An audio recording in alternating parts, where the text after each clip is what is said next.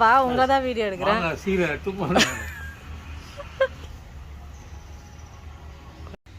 கடுகு பொடி, மிளகாய் பொடி, பெருங்காயம், மஞ்சள் பொடி, இது எல்லாத்தையும் ஒன்றாக கலந்துக்கலாம்.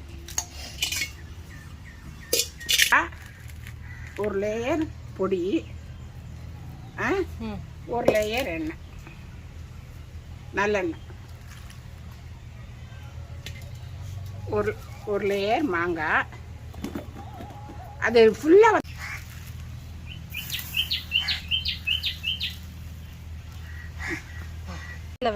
இதெல்லாம் வெயிலில் வைக்கவே வேண்டாம், நல்லா ஊறணும். ஊறி நல்லா இப்படி மேலே மெந்தியும் போட்டு வச்ச ஊறுகாய் 10-15 நாள் கழிச்சு இப்படி இருக்கும். ஓகேம்மா.